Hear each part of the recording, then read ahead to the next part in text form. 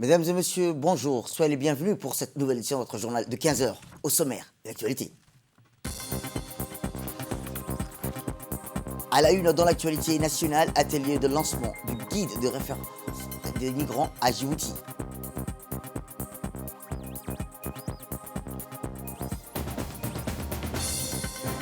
Et enfin dans l'actualité internationale, en Égypte, le pays produit plus de 3,5 millions de doses de vaccins dus au Covid-19. C'était les titres. Merci si vous nous rejoignez. Eh bien, je vous le dis dans le titre, un atelier de lancement du mécanisme de renforcement des migrants en République de Djibouti a eu lieu hier matin au Sheraton Hotel sous la houlette du ministre de l'Intérieur et de l'Organisation internationale de la migration.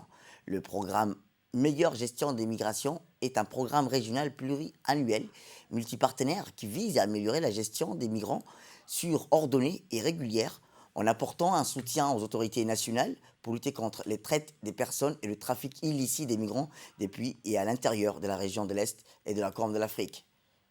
La cérémonie a été présidée par le ministre de l'Intérieur, Cyril Nour Hassan, et a vu la participation du représentant de l'OIM à Djibouti, Mme Stéphanie Davio, l'ambassadeur de l'Union européenne, M. Hayden Houara, l'ambassadeur de la République fédérale d'Allemagne, Michael Hausler. Étaient également présents des agences onusiennes à Djibouti et les différents départements civils et militaires qui sont impliqués dans la question des migrations. Et nous estimons que 650 000 personnes ont franchi la frontière vers l'Union européenne ces derniers jours, en direction de la Pologne, la Slovaquie, la Roumanie et la Hongrie. Parmi elles, presque 100 000 ne sont pas d'origine ukrainienne et un grand nombre sont des ressortissants africains. Je tiens à vous assurer que l'Union européenne va tout faire pour faciliter l'accès à tous ceux qui fuient la guerre, tous sans exception. Nous nous engageons fermement à assurer un traitement équitable à tous, et je souligne tous ceux qui arrivent à nos frontières. Ceci est conforme aux obligations internationales assurant la protection des réfugiés qui dérivent de la Convention de Genève de 1951, signée par tous nos pays membres. Et je tiens à souligner, Monsieur le Ministre, notre profonde appréciation de la solidarité envers le peuple ukrainien dont Djibouti a fait preuve au sein de... Depuis sa création, la République de Djibouti a toujours été saluée pour son ouverture et son accueil par les populations originaires des pays limitrophes. Et c'est dans ce cadre, ailleurs, qu'elle a toujours été ouverte à accueillir des populations frappées par les guerres et les situations de détresse. Depuis bientôt une quinzaine d'années, elle est également confrontée à un afflux massif de migrants, majoritairement éthiopiens, à la recherche d'un avenir meilleur dans les pays du Golfe. C'est une migration principalement irrégulière et généralement démunie de tout. Ces migrants font face à des défis sanitaires et soumis à divers abus du fait des trafiquants qui augmentent leur vulnérabilité.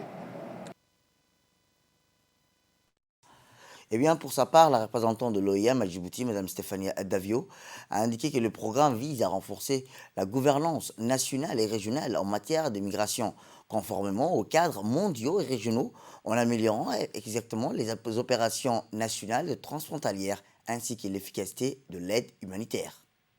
Honneur d'être avec vous aujourd'hui parce que ce guide justement réunit tous les acteurs qui travaillent pour apporter assistance et protection, réalise un mapping, une cartographie de tous ces acteurs et précise la façon dont tous ces acteurs vont travailler ensemble pour aider le gouvernement djiboutien à porter assistance aux migrants qui transitent par le pays. Je tiens à cet effet tout d'abord à remercier très chaleureusement tous les partenaires qui ont travaillé avec nous sur ce guide, notamment l'ONARS, avec qui nous avons discuté, et bien sûr le Bureau de la coordination, avec qui nous avons mené de nombreuses consultations pour arriver à ce guide. Je tiens bien entendu à remercier le ministre de l'Intérieur parce que ce guide fait partie des nombreuses avancées que nous avons réalisées ces derniers mois grâce à lui en matière de migration. Je mentionne par exemple la mise en place du Bureau national de coordination, mais également la mise en place de la stratégie nationale pour la migration. Et puis bien entendu, un grand remerciement à l'Allemagne et à l'Union européenne qui ont financé ce projet, ainsi que la majeure partie des actions que nous menons en matière de migration. Merci à tous pour votre support. J'espère que les discussions qui suivront et la présentation de ce guide nous permettront de discuter ensemble de la meilleure façon de donner assistance et protection aux populations migrantes et aux populations vulnérables à Djibouti. Et je vous souhaite une très bonne réunion. Merci. Et enfin, le ministre de l'Intérieur, M. Saïd Nour Hassan, n'a pas manqué de remercier l'OIM, qui a fait un travail remarquable, et que Djibouti, en tant que terre d'échange et de rencontre, est un pays de transit pour la plupart des migrants qui sont à la recherche d'une vie meilleure. Et de constater que notre continent a été récemment confronté à des défis multiples et que les catastrophes naturelles et les conflits à répétition, ainsi que les changements climatiques qui ont affecté notre région, ont généré des mouvements importants de population. La République de Djibouti, depuis son accession à l'indépendance, a toujours été une terre d'accueil. Aujourd'hui, plus que jamais, Djibouti est perçu comme un havre de paix, un pays de transit et de destination pour un grand nombre de migrants de la Corne de l'Afrique. Le gouvernement djiboutien a fait récemment des pas décisifs afin de gérer de façon sûre, ordonnée et humaine les flux migratoires. Un exemple de cet engagement sur les questions migratoires est l'inauguration du Bureau de coordination nationale de la migration qui s'est tenu donc le 1er août 2021. Ce bureau de coordination de la migration servira de cadre de concertation et de dialogue entre les différentes institutions. Par ailleurs, je suis également honoré de vous faire part du fait que notre pays a lancé en septembre 2021 sa première stratégie nationale pour les migrations sous le haut patronage du Premier ministre. Cette stratégie est la feuille de route de notre pays concernant les questions migratoires et sera bientôt accompagnée d'un plan d'action. Autre actualité dans ce 15h, c'est aussi le ministre des Affaires musulmanes qui a reçu le ministre adjoint égyptien des Affaires étrangères.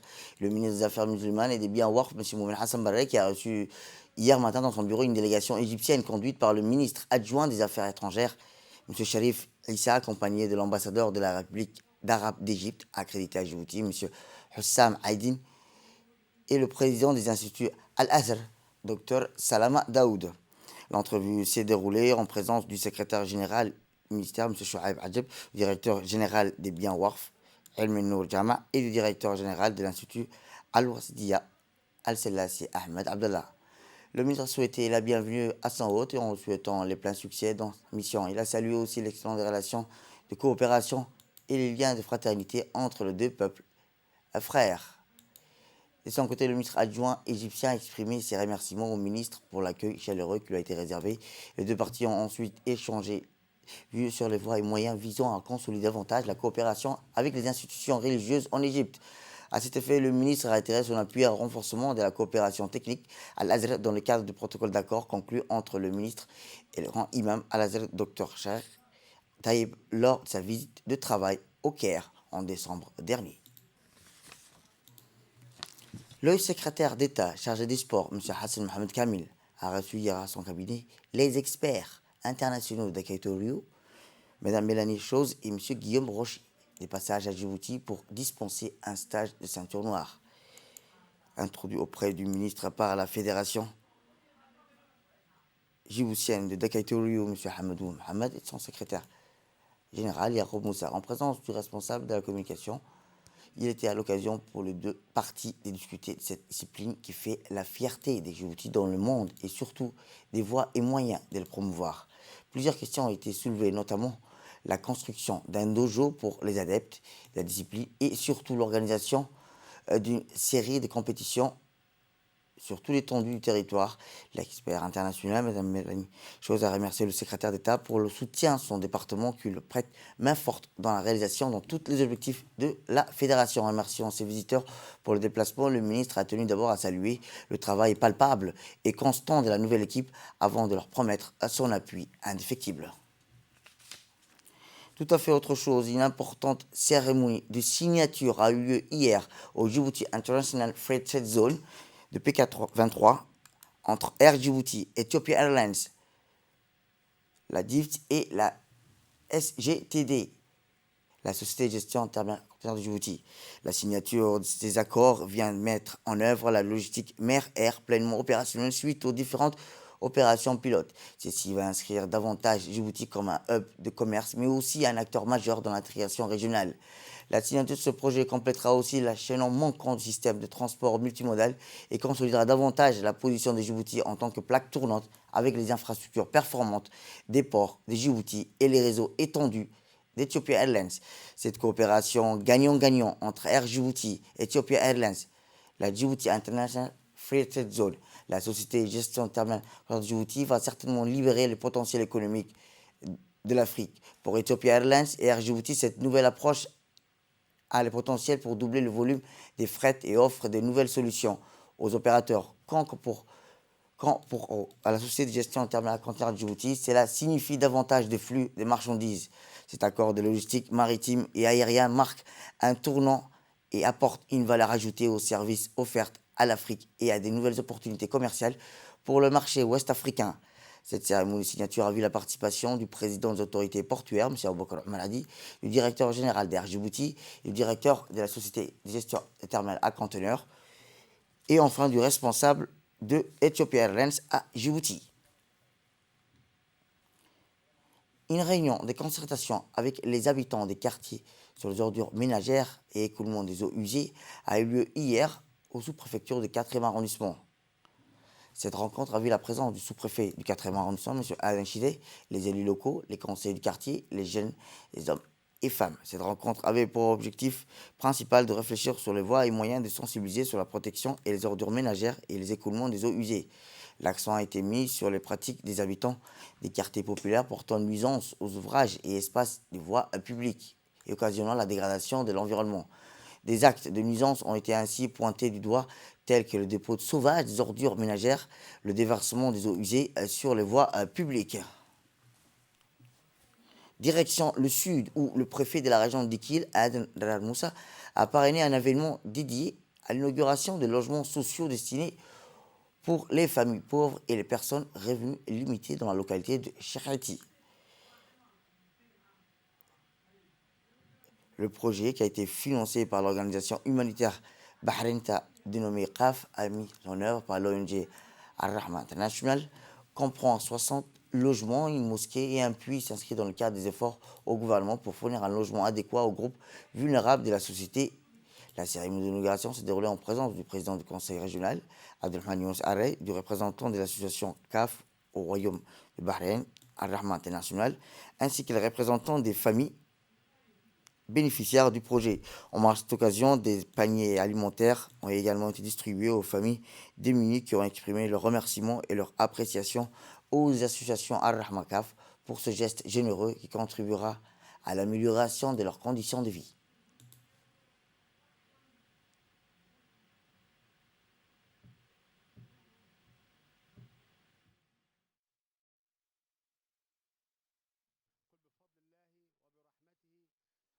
Il s'agit de la deuxième village financé par le CAF humanitaire du Royaume de Bahreïn, qui est l'une des organisations caritatives participant au processus de développement durable à Djibouti. De Bahreïn, aux représentants également de Ar-Rahma Al-Khairi, résident à Djibouti.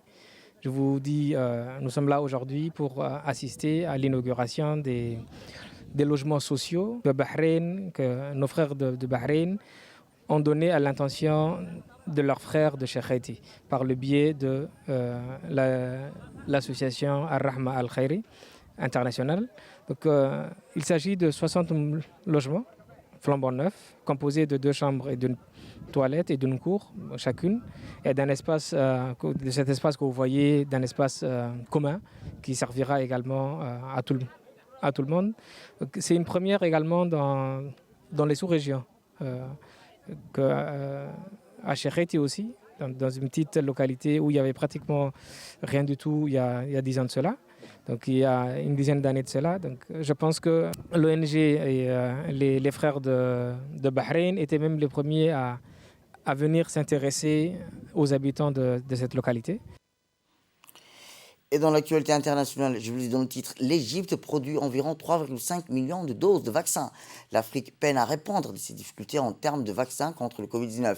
À ce jour, environ 11% de la population a été complètement vaccinée en Afrique, un chiffre faible comparé à l'objectif de 110%. La garantie pour atteindre un niveau d'immunité important au vu du coût de vaccins et de son acheminement souvent difficile. Certains pays développent leur capacité propre. Le Maroc, par exemple, est à environ 2% de vaccination moyenne.